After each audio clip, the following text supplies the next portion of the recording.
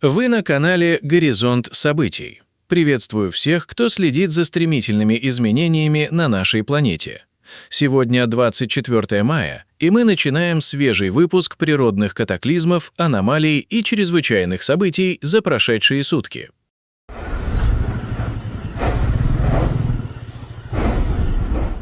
Чрезвычайное происшествие в Индонезии, где обычный поиск питьевой воды едва не обернулся масштабной катастрофой. В провинции Северный Ачех, на территории деревни Гампонг-Бланк-Рубек, из-под земли вырвался гигантский огненный факел. Бригада рабочих бурила скважину и на глубине около 90 метров случайно пробила подземный газовый карман.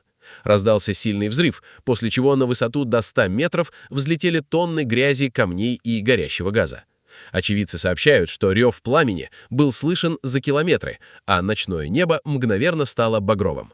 Огонь перекинулся на жилой сектор, полностью уничтожив как минимум 3 дома. Экстренные службы оперативно эвакуировали из опасной зоны более 50 местных жителей. К тушению привлекли пожарные бригады и спецтехнику энергетических компаний. Совместными усилиями бушующий пожар удалось полностью ликвидировать, никто из людей не погиб. Сейчас на месте происшествия дежурит полиция. В японской префектуре Окинава объявлен режим повышенной опасности из-за сильных ливней и масштабного наводнения, обрушившегося на регион 23 мая. По данным японского метеоагентства, причиной экстремальных осадков стал затяжной сезонный дождевой фронт, усиленный притоком влажного воздуха. Местные метеорологи зафиксировали экстремальные показатели. В отдельных районах, включая Идзену, интенсивность ливней превысила 40 мм в час, а над главным островом Окинавы сформировалась линейная зона сильнейших осадков. Городские улицы стремительно ушли под воду, превратившись в бурные потоки. Власти уже объявили штормовые предупреждения самого высокого уровня, призывая население низменных зон немедленно эвакуироваться в безопасные здания на возвышенностях. Главную опасность на данный момент представляют оползни, критический разлив местных рек и затопление подземных переходов и первых этажей зданий. Ситуацию усложняет общая нестабильность атмосферы в регионе. Синоптики предупреждают о высоком риске возникновения шквального ветра, гроз и даже торнадо. Службы спасения Окинавы переведены на усиленный режим работы для ликвидации последствий стихии и помощи заблокированным жителям. Трагические новости из Китая, где мощный взрыв газа унес жизни десятков горняков. Катастрофа произошла в пятницу вечером 22 мая на угольной шахте Люшанью в уезде Циньюань провинции Шаньси. Взрыв прогремел во время пересменки, когда под землей находилось 247 рабочих. Ударная волна и последовавшее за ней обрушение заблокировали сотни людей под землей. Экстренные службы КНР немедленно развернули масштабную спасательную операцию, задействовав более 750 спасателей и медиков. К настоящему моменту на поверхность удалось поднять более 200 человек, однако спасательные работы затруднены высокой концентрацией токсичных газов, сильным задымлением и несовпадением реальной планировки шахты с предоставленными чертежами. Большинство выживших госпитализированы с тяжелыми отравлениями продуктами горения.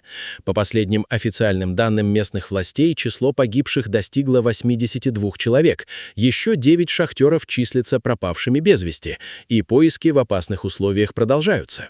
Шахта Люшанью принадлежит компании Тончжоу Групп и ранее уже вносилась в государственный список объектов с повышенным риском из-за высокой концентрации метана. Председатель КНР Си Цзиньпинь взял ситуацию под личный контроль и потребовал провести тщательное расследование. Китайская полиция уже задержала руководителей и владельцев предприятия по подозрению на нарушение техники безопасности. Эта авария стала одной из самых смертоносных в горнодобывающей отрасли Китая за последние годы.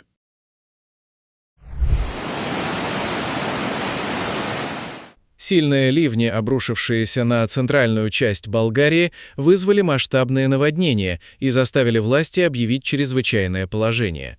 Эпицентром стихии стал регион Великотылново, где всего за 40 минут выпало 80 мм осадков. Власти города подчеркнули, что регион не сталкивался с подобным разгулом природы с 2014 года. Однако тогда сильные дожди продолжались несколько часов, а сейчас огромная масса воды хлынула на улицы буквально за полчаса. Критическая ситуация сложилась в селе Присово, где из-за стремительного затопления спасатели экстренно эвакуировали местных жителей. Одновременно с этим в городе Дебелец всего за час уровень реки Белица поднялся сразу на 3 метра. Вода хлынула в населенный пункт, затопив десятки дворов и подвалов жилых домов. В некоторых населенных пунктах потоками воды разрушены дороги, заблокированы мосты и смыты автомобили. На дорогах в районе Габрово и Трявны движение заблокировано из-за сильного града и сошедших оползней. К счастью, благодаря оперативным действиям экстренных служб, жертв и пострадавших среди населения удалось избежать. В Хабаровском крае введен региональный режим чрезвычайной ситуации. Ситуация с лесными пожарами резко обострилась из-за сильного ветра и сухой погоды. На данный момент общая площадь, пройденная огнем в регионе, уже превысила 11 тысяч гектаров. Самые крупные и опасные очаги зафиксированы сразу в 5 районах края – Амурском, Верхнебуреинском, Нанайском, Хабаровском и Солнечном. Прямо сейчас на передовой со стихией круглосуточно ведут борьбу более 200 спасателей Министерства лесного хозяйства и бойцов авиалесоохраны, задействованы десятки единиц спецтехники. Работой сильно осложняются ландшафтом и труднодоступностью горящей тайги, из-за чего в регион направлены дополнительные группы Федерального резерва десантников пожарных. Жители Хабаровска и Комсомольска-на-Амуре уже массово жалуются на едкий запах гари и густой смог. Дым от лесных пожаров дошел до крупных городов края. Власти полностью запретили посещение лесов для гражданского населения и призывают строго соблюдать меры безопасности. Вечером 22 мая на Молдову обрушился мощнейший шторм. Эпицентром природного бедствия стал Колоражский район, где в селе Хыржаука не выдержала и прорвалась защитная дамба. Огромные потоки воды хлынули на соседние села Паланка, Мындра и Леордо-Ая, затопив десятки частных подворий и уничтожив сельскохозяйственные угодья. Бурные потоки были настолько сильными, что смывали припаркованные автомобили. Спасателям пришлось экстренно эвакуировать людей с крыш машин, деревьев и из зоны местного санатория Кодру. В селе Деринеу стихия привела к трагедии. Местный житель не смог выбраться из заблокированного ветками водного потока и утонул.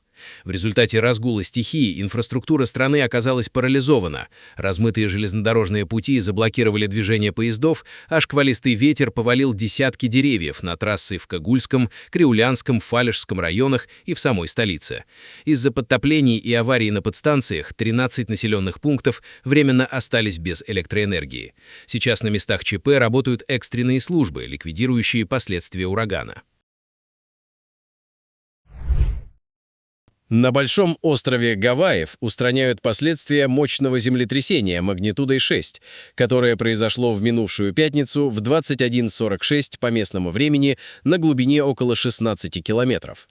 Эпицентр толчков находился возле населенного пункта Хонаунау на Поопоо на Большом острове Гавайев. Подземные толчки ощущались по всему архипелагу. После основного землетрясения были зафиксированы несколько авторшоков, включая один магнитудой 4,1. Власти округа Гавайи сообщили о камнепадах и повреждениях на дорогах в районе Саут-Кона.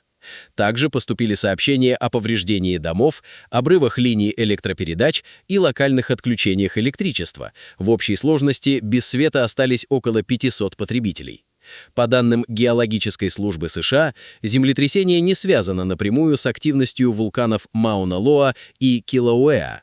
Причиной стали тектонические напряжения из-за изгиба ионической плиты под весом Гавайских островов. Тем не менее, специалисты продолжают внимательно следить за обстановкой.